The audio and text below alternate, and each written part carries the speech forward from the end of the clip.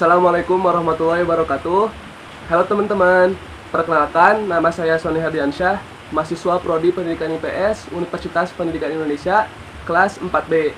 Pada video ini, saya akan menjelaskan mengenai apa itu model pembelajaran Problem Based Introduction atau PBI.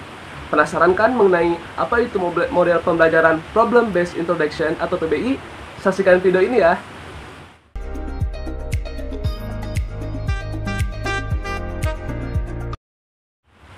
Model pembelajaran Problem Based Introduction atau PBI sama seperti model pembelajaran pada umumnya. Teman-teman, sebelum kita membahas lebih jauh mengenai PBI, teman-teman tahu tidak apa itu model pembelajaran? Nah, model pembelajaran adalah serangkaian penyampaian materi atau kurikulum yang disusun secara sistematis mulai dari awal pembelajaran hingga akhir pembelajaran yang disampaikan oleh guru kepada peserta didiknya di dalam ruang kelas atau pada saat kegiatan belajar dan mengajar. Nah, itulah yang disebut sebagai model pembelajaran.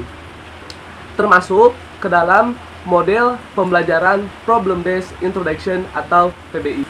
Model pembelajaran Problem Based Introduction atau PBI. Sama seperti model pembelajaran pada umumnya, Problem Based Introduction atau PBI merupakan salah satu model pembelajaran yang inovatif dan efektif. Digunakan pada saat proses pengajaran dan pembelajaran di kelas. Model pembelajaran PBI atau Problem Based Introduction menciptakan atau menyajikan suatu kondisi belajar siswa secara aktif dengan melibatkan siswa dalam suatu pemecahan masalah melalui tahap-tahap metode ilmiah. Melalui model pembelajaran PBI ini, diharapkan siswa dapat mempelajari pengetahuan yang berkaitan dengan masalah yang disajikan, serta memiliki suatu keterampilan dalam menyelesaikan suatu masalah tersebut.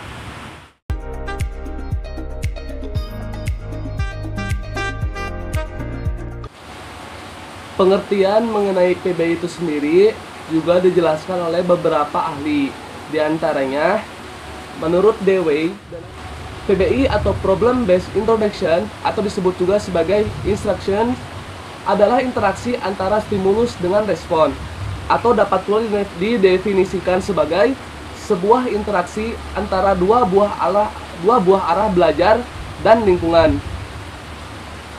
Lingkungan membantu siswa menyediakan masalah-masalah tertentu. Sedangkan sistem syaraf otak membantu menafsirkan bantuan, sehingga masalah yang tersedia di lingkungan tersebut dapat terpecahkan dengan baik.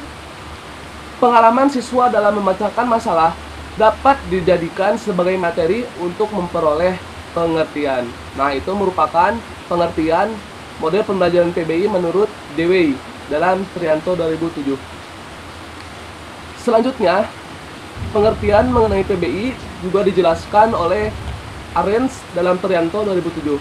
Menurutnya, PBI atau Problem Based Instruction atau Introduction merupakan pembelajaran di mana siswa mengerjakan masalah secara otentik supaya mereka dapat menyusun pengetahuan mereka sendiri, menyusun sebuah penemuan atau inquiry, keterampilan berpikir tingkat tinggi, serta mengembangkan kemandirian dan sifat percaya diri.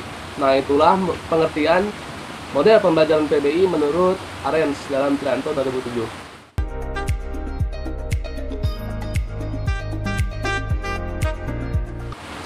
Kemudian, model pembelajaran PBI tersebut juga memiliki karakteristik atau ciri-ciri. Apa saja sih ciri-ciri model pembelajaran Problem Based Introduction ini? Ciri-ciri model pembelajaran PBI atau Problem Based Introduction. Yang pertama, mengidentifikasi masalah.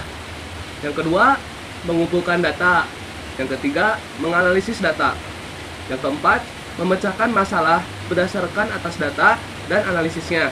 Yang kelima, memilih cara untuk memecahkan masalah. Yang keenam, merencanakan penerapan pemecahan masalah. Ketujuh, melakukan uji coba terhadap rencana yang ditetapkan.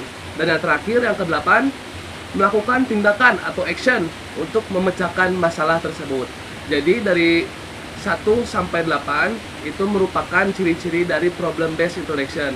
Jadi intinya problem based introduction ini adalah bagaimana model pembelajaran ini dapat mengatur kondisi belajar siswa dalam upaya memecahkan suatu masalah.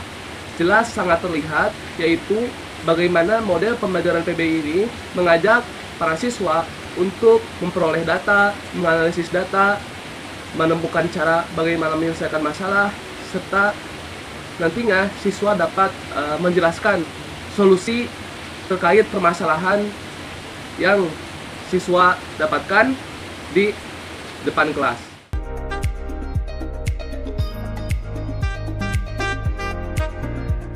Sama seperti model pembelajaran pada umumnya, problem-based introduction juga memiliki tujuan yang ingin dicapai. Seorang guru dalam mengajar di kelas tentunya ingin agar siswanya dapat memperoleh tujuan daripada belajar itu sendiri, seperti perubahan tingkah laku, siswa menjadi cerdas dan berpengetahuan. Berikut saya akan menjelaskan apa saja yang menjadi tujuan daripada model pembelajaran PBI itu sendiri. Yang pertama, membantu siswa dalam mengembangkan berpikir secara kreatif serta memiliki keterampilan dalam menyelesaikan permasalahan. Itu yang pertama. Yang kedua, belajar peranan orang dewasa yang otentik. Nah, di sini kita tahu bahwasanya orang dewasa memiliki sifat mengetahui mana yang baik dan mana yang benar sesuai dengan kematangan berpikir mereka. Itu yang disebut orang dewasa. Melalui model pembelajaran PBI ini diharapkan siswa dapat memiliki pola pikir seperti orang dewasa yang otentik. Yang ketiga, menjadi siswa yang mandiri. Nah, melalui model PBI ini siswa diharapkan dapat mandiri dalam belajar. Yang keempat, model PBI ini juga mendorong siswa untuk bergerak pada level pemahaman yang lebih umum, membuat kemungkinan transfer pengetahuan baru. Yang kelima, mengembangkan pemikiran kritis dan keterampilan kreatif. Yang keenam, meningkatkan kemampuan memecahkan masalah. Itu yang jelas ya dalam model pembelajaran PBI ini. Yang ketujuh, meningkatkan motivasi belajar siswa. Nah, siswa nantinya akan semangat dalam belajar saat guru menerapkan model pembelajaran berbasis masalah atau PBI ini. Dan yang terakhir, yang ke-8, membantu siswa belajar untuk mentransfer pengetahuan dengan situasi baru. Situasi baru di sini adalah permasalahan-permasalahan yang disajikan oleh guru atau permasalahan yang ada di lingkungan sekitarnya. Jelas, apa yang sudah siswa ketahui dengan situasi baru mereka akan dipadukan dalam model pembelajaran PBI ini. Seperti itu.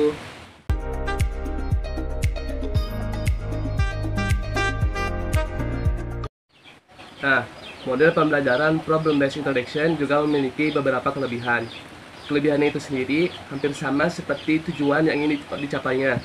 Yang pertama, kelebihan daripada model pembelajaran problem-based introduction adalah mengembangkan pemikiran kreatif dan pemecahan masalah secara kreatif juga. Yang kedua, meningkatkan kemampuan memecahkan masalah. Yang ketiga, meningkatkan motivasi siswa dalam belajar. Yang keempat, membantu siswa belajar untuk mentransfer pengetahuan dengan situasi baru. Itu merupakan beberapa tujuan dari PBI. Selanjutnya juga dapat mendorong siswa mempunyai inisiatif untuk belajar secara mandiri. Yang keenam, mendorong kreativitas siswa dalam pengungkapan penyelidikan masalah yang telah ia lakukan. Yang ketujuh, dengan PBM ini diharapkan akan terjadi pembelajaran yang lebih bermakna. Yang kedelapan, dalam situasi proses belajar mengajar, siswa mengintegrasikan pengetahuan dan keterampilan secara simultan dan mengaplikasikannya dalam konteks yang relevan.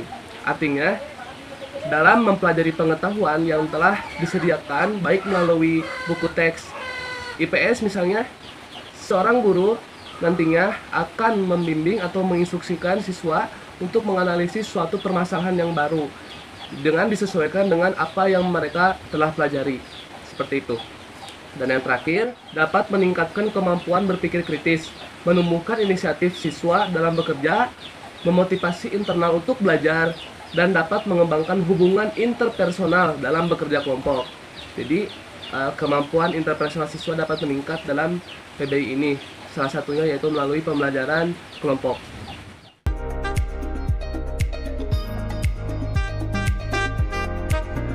Namun, model pembelajaran problem-based introduction ini juga memiliki beberapa kekurangan. Berikut beberapa kekurangan yang ada dalam PBI. Yang pertama, kurang terbiasanya peserta didik dan pengajar dalam menggunakan metode ini. Nah, model pembelajaran PBI ini sebaiknya diterapkan beberapa kali, bukan hanya sekali saja, agar pengajar dan peserta didik mudah terbiasa dalam menggunakan model pembelajaran problem-based introduction ini. Yang kedua, kurangnya waktu pembelajaran. Nah, menggunakan model pembelajaran problem-based introduction juga harus didukung dengan ketersediaan waktu yang cukup. Satu pertemuan saja mungkin tidak akan cukup bila menggunakan model pembelajaran ini. Jadi minimal memiliki 2 pertemuan dengan waktu yang cukup lama. Yang ketiga, yaitu model pembelajaran problem-based introduction ini tidak menghadirkan kurikulum baru, melainkan disesuaikan dengan kurikulum yang telah ada. Jadi adanya model pembelajaran problem-based introduction ini harus disesuaikan dengan atau bisa diadaptasikan dengan kurikulum yang ada. Yang keempat, siswa tidak dapat benar-benar tahu apa yang mungkin penting bagi mereka untuk belajar, terutama di daerah yang mereka tidak memiliki pengalaman sebelumnya. Jadi kekurangannya itu adalah dalam model pembelajaran problem-based introduction ini, jadi siswa harus beradaptasi dengan situasi yang baru, terutama dalam memecahkan suatu permasalahan yang disajikan. Jadi guru harus bisa mengarahkan siswa agar terbiasa dulu dengan model pembelajaran PBI ini. Dan yang terakhir, kekurangan dari model pembelajaran PBI ini adalah seorang guru atau pengajar harus benar-benar mempersiapkan model pembelajaran PBI ini agar tujuan daripada pembelajaran itu dapat tercapai di dalam kelas. Nah, guru selain sebagai fasilitator, juga sebagai pengajar di kelas, mestinya mempersiapkan dengan baik rencana pembelajaran seperti strateginya, metodenya, melalui model pembelajaran PBI ini. Seperti itu.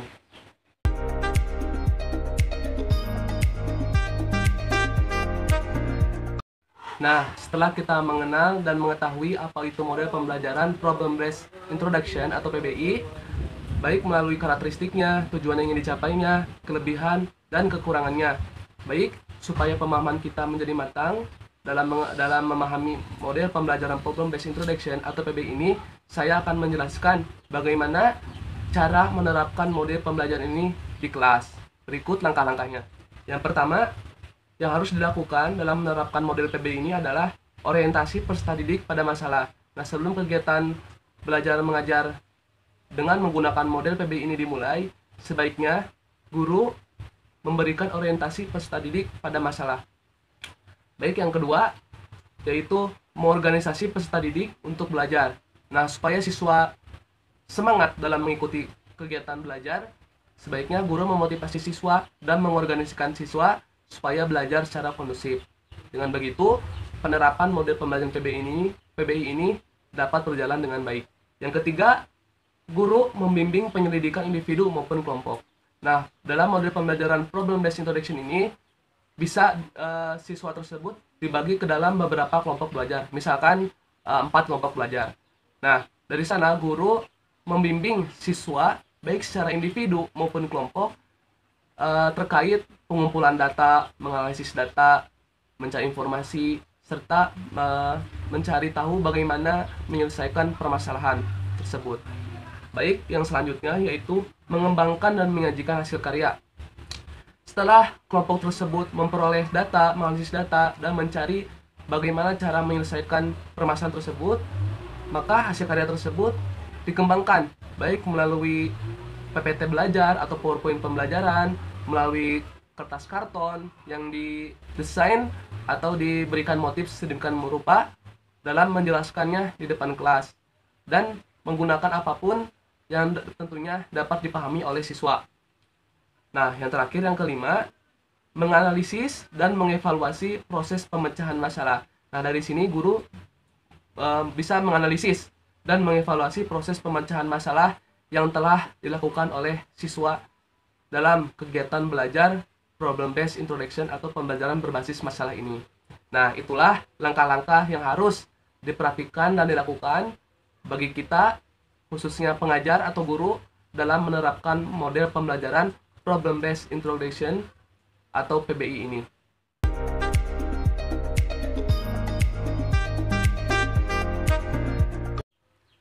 Tekniknya bisa sebagai berikut.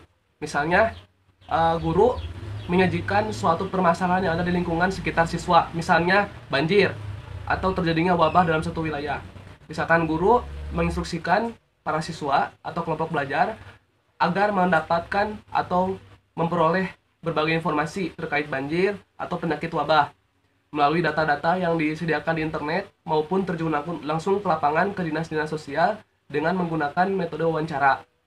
Nah, atau kegiatan lain misalkan mendata kebersihan di lingkungan sekolah. Nah, dari sana siswa dapat mengamati serta mencari solusi bagaimana agar lingkungan sekolah menjadi bersih.